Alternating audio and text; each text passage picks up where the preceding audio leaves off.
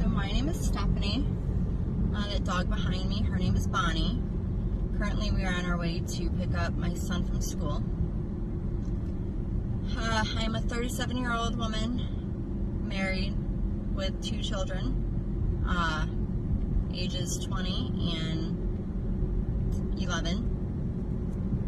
And I am here to tell you a story about the last 13 months of my life. Maybe a little bit more than 13 months, 13, 14, 15 months of my life. So,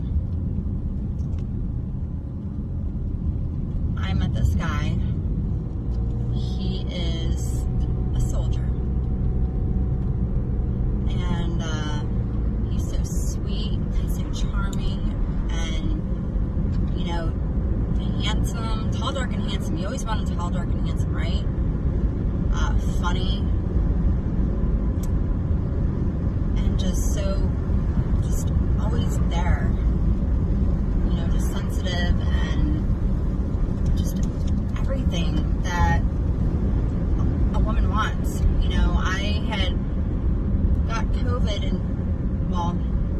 got COVID in December. And unfortunately, he was in Georgia. And so he did what anybody could do, being 975 miles away. Well, not that anybody would do this, but he did this. He was sending me medicines via Uber. I didn't know you could send medicine via Uber, but he did. And he was sending me food. He was feeding the kids, you know, to make sure they were taken care of. Because I was really sick, and I was like, wow, nobody else was taking care of me like he was taking care of me from 975 miles away. I was just totally like, wow, you know. And in November, you know, he was up on leave, and he was there for me also when I got the phone call from my best friend's dad. When my best friend's dad told me that she had passed away, that was very, very, very hard on me. I did not take that easy. But he was there. He acted very hard on himself, though. He was angry. That should have been a red flag. But I talked to his dad, and his dad said that he doesn't handle suicide well because of stuff that happened within the family. So I understood. So I was like, okay. So fast forward back to December. This guy, you know, he's very musically inclined. He sent me, you know, this, he liked to mix beats. He does it on his iPad. He sent me a proposal, with these mixed beats, and it was just really cool. And I'm actually going to post it here in this video. I know you're thinking, this is just another song, but this is a little different. I wanted to use the best parts of me to ask you something. Because how you came into my life, when you came into my life,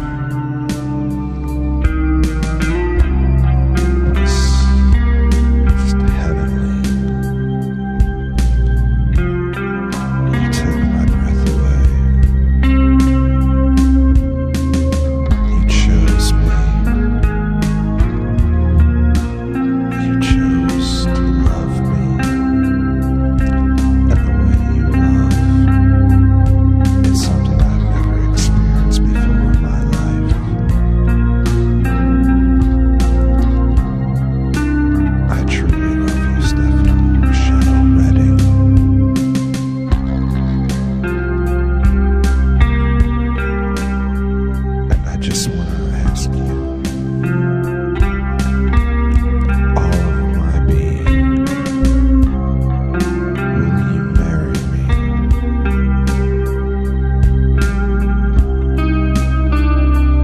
I will love you until eternity ends.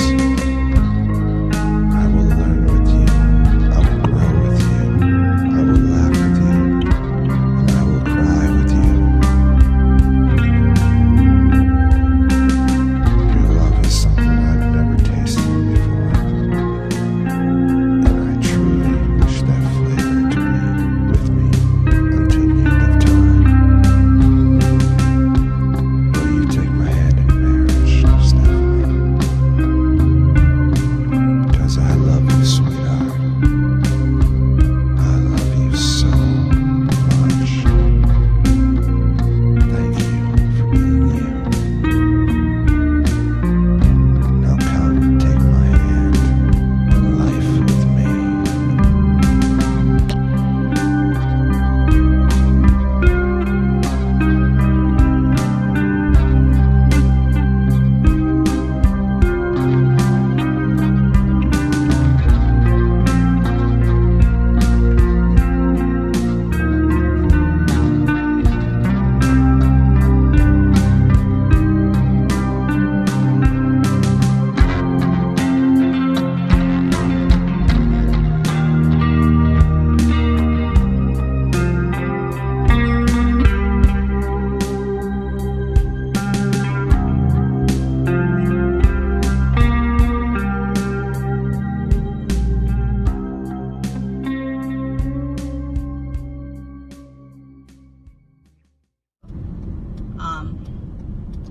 But he asked me to marry him, and I was like, yeah, you know?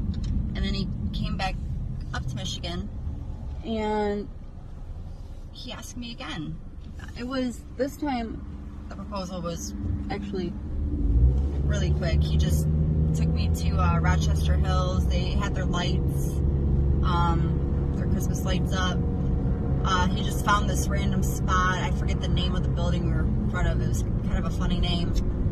But he got down on one knee, proposed, we got up, and we left. And, yeah, and it wasn't anything, like, super romantic or anything. It wasn't as special as, you know, the song. And then, that was that. Next thing I knew, you know, we were planning to get married. It was supposed to be a thing, and, you know, I'm planning last minute to move down to Georgia by, you know, January 2nd, January 3rd. My daughter's excited, my son's excited, you know. So sorry about the changed, and the really crazy Zoom that's going on, but the changed, outfit. But yeah, so my daughter's excited, my son's excited, and we're getting ready to go. And last minute, you know, my daughter decides that she's not coming with us, like 2 days before it's time to go. Now, between my best friend passing away in November and my daughter deciding that she's not going to come, I'm absolutely devastated. I am freaking devastated. And so I'm useless. I don't pack anything. I'm not helping with the truck. And Billy does it all. He's packing, he's moving, putting everything in the truck. And, yeah, like, I thought he was, pretty amazing.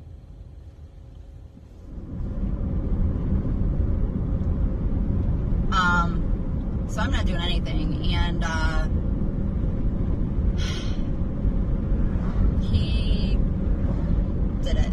Like, he was packing, you know, he was loading the truck by himself, he was packing boxes by himself, he was getting everything together because he knew my state of mind, and I was just like, wow, you know, again, he wowed me. I just thought he was Mr. Perfect. Like, he was just taking such good care of me while my life was falling apart. Time was running out, and we got married on December 31st, 2021 at his parents' house. It was almost in the back of our moving truck.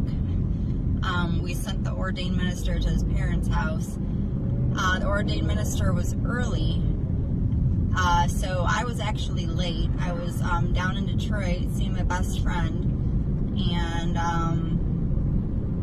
yeah, I was late to my wedding. I wasn't showered. My face was puffy because I had been crying for days, and I tried not crying while I was there, getting married. Not crying because I'm happy, but crying because I miss my daughter, and I can't believe what's going on, and it's just a lot of emotion. And yet he was right there, you know. He was my support, and so I thought everything was going to be fine, you know. Why would I not think everything is going to be fine? Got married, you know, with his mom and dad as witness, right there in his parents' kitchen. Went to Nikki D's, celebrated a little bit with his mom and dad, and yeah, went back to start packing. And that's when besides my daughter leaving, one of the scariest moments of my life was when my entire house was packed in the back of that trailer, and we were in the Jeep, and I was getting ready to leave. He had me pop my hood open to kind of do a one-over to make sure everything was good. Now, at the time, I wasn't aware that he didn't know anything about vehicles or how to make sure that they're safe and good to drive.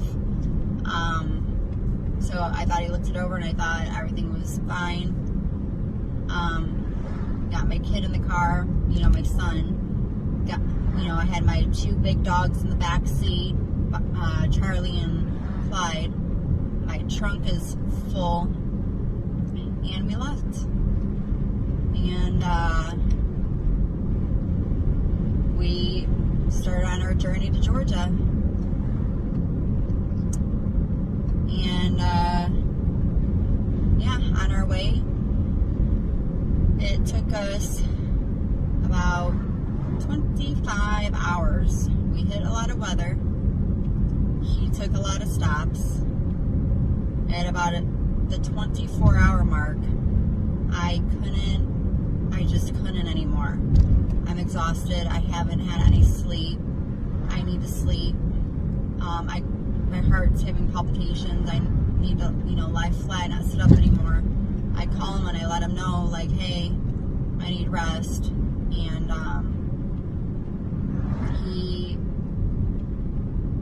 he said he needed to get the post and he needed to sign in, and he needed to meet with the landlord to get our keys.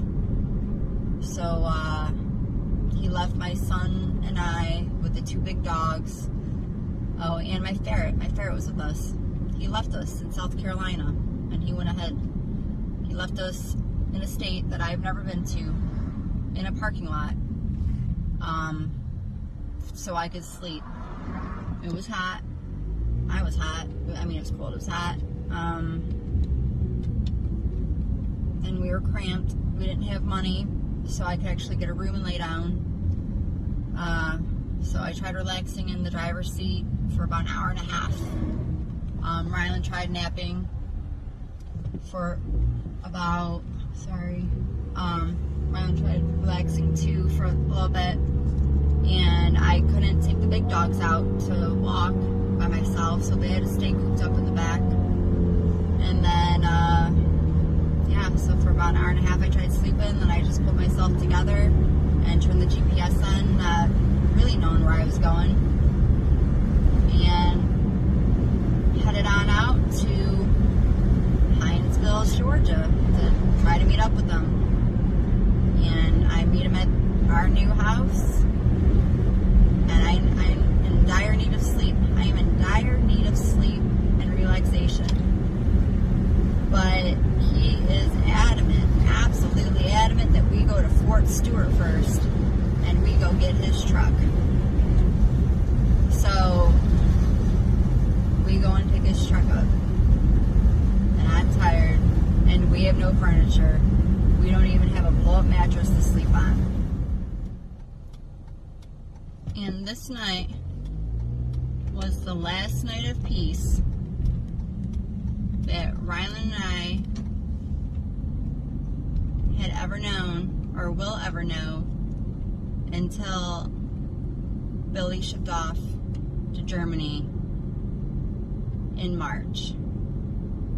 And ladies and gentlemen, you are in